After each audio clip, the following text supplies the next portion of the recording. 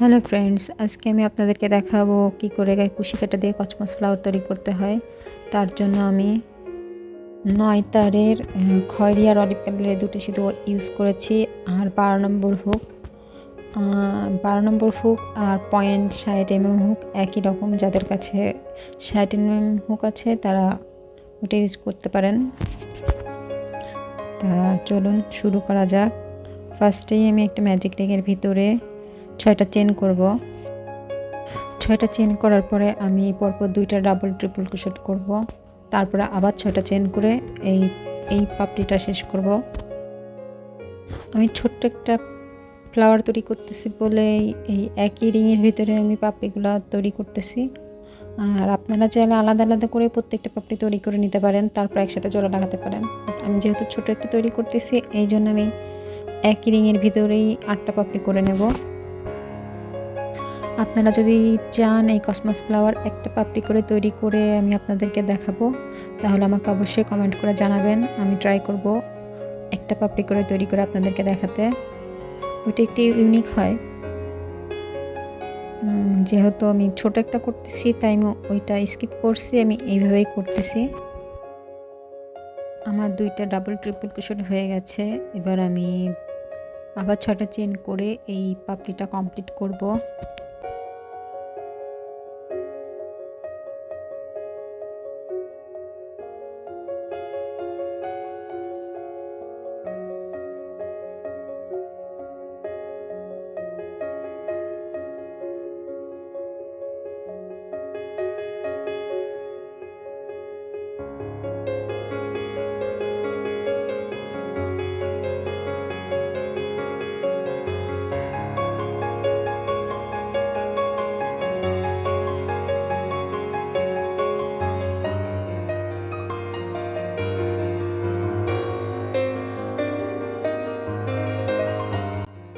এই সেম নিয়ম ফলো করেই আমি 8টা পাপড়ি তৈরি করব এই ম্যাজিক রিংয়ের ভিতরে।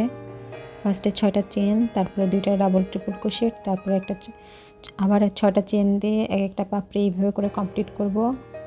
অর্থাৎ এই একই ম্যাজিক রিংয়ের ভিতরে আমি সেম প্যাটার্ন ফলো করে মোট 8টা পাপড়ি তৈরি করব।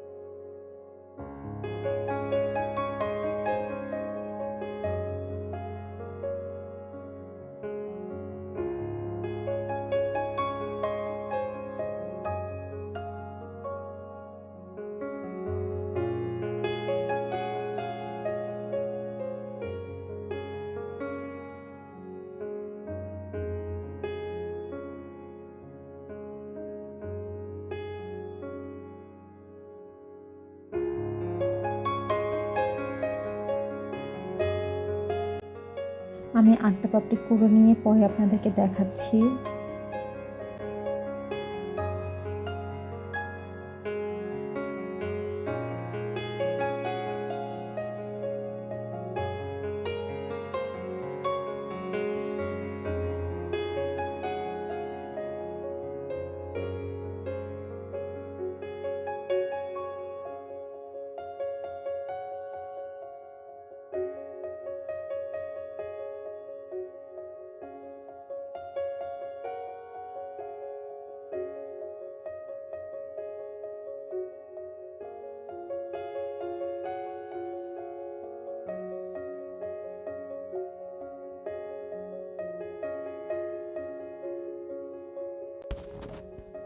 আমি 8টা পাপড়ি করে নিয়েছি। করার পরে এই ম্যাজিক রিংটা টাইট করে বন্ধ করে নিয়েছি যাতে পাপড়িগুলো দেখতে সুন্দর লাগে। এইবার এই প্রত্যেকটা পাপড়িতে আমার আবার নতুন করে কাজ করব। প্রত্যেকটা পাপড়িতে এই 6টা ফার্স্টে যে 6টা চেন আছে সেখানে আগে 5টা করে সিঙ্গেল ক্রোশেট করব, দেন 2টা চেন করে আবার 2টা সিঙ্গেল ক্রোশেট করব, তারপর আবার 2টা চেন করে 2টা সিঙ্গেল ক্রোশেট করব, তারপর আবার 2টা চেন, তারপরে পরপর 5টা সিঙ্গেল ক্রোশেট করে একটা স্লিপ নট দিয়ে আমি এই পাপড়িটা কমপ্লিট করব। অর্থাৎ ফার্স্টে এই যে 5টা চেন সিঙ্গেল ক্রোশেট, দেন 2টা চেন, আবার পরপর 2টা সিঙ্গেল ক্রোশেট করব।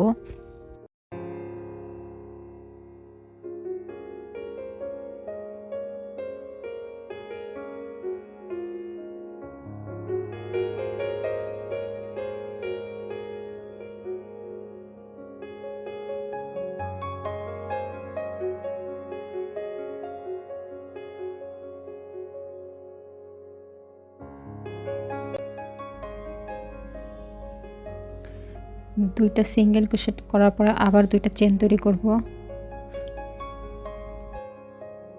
এখন আবার 2টা পরপর সিঙ্গেল ক্রোশেট, তারপরে 2টা চেন, 2টা চেনের পরে 5টা সিঙ্গেল ক্রোশেট করব।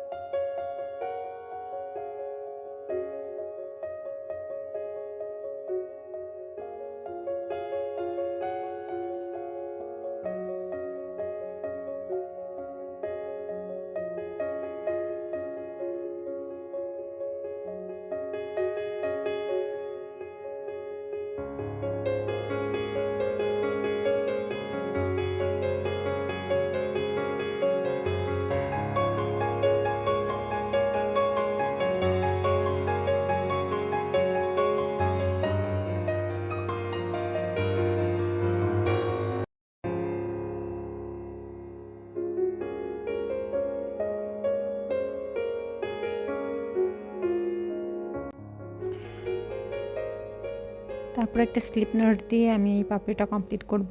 প্রত্যেকটা পাপড়ি এই একই প্যাটার্নেই হবে। আপনাদের বোঝার সুবিধার জন্য আমি পরপর 2টা পাপড়ি করে দেখাচ্ছি।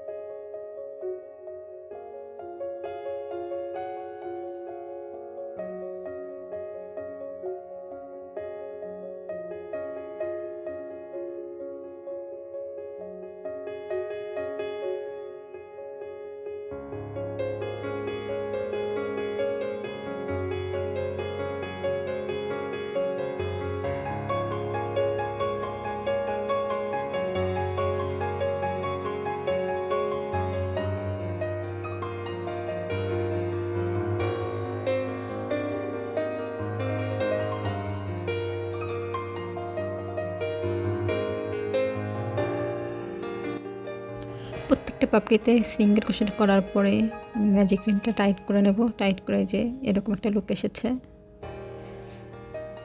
অলমোস্ট হয়েই গেছে। এখন আমি ফ্লাওয়ারের উপরে যে স্টেমেনটা থাকে সেটা তৈরি করব। আপনারা চাইলে ওটা আগেই তৈরি করে নিতে পারেন, আমি ওটা পরেই লাগাবো, দেখতে একটু ইউনিক লাগবে, এই জন্য আগে তৈরি করে নিলে অতটা বেশি ভালো লাগবে না। আপনারা চাইলে আগে স্টেমেনটা তৈরি করে নিয়ে তারপর ওইটার উপরেই আটটা পাপড়ি তৈরি করতে পারেন, বাট আমি ওইটা পরে বসাবো, এই জন্য আগে আমি তৈরি করি নাই, এখন ওইটা আলাদা করে তৈরি করে নিচ্ছি। এর জন্য আমি ফার্স্টে একটা ম্যাজিক রিংয়ের ভিতরে 2টা চেন, তারপর পরপর 6টা সিঙ্গেল ক্রোশেট করব। এটা একেবারে সিম্পল, আমরা রাউন্ড যে সিঙ্গেল ক্রোশেটের রাউন্ড টেবিল ম্যাট তৈরি করি ছোটো করে, যেভাবে ভিতটা তৈরি করি আর কি, ফাউন্ডেশন তৈরি করি, সেই রকমই 6টা সিঙ্গেল ক্রোশেট করে ফার্স্ট রাউন্ড কমপ্লিট করব।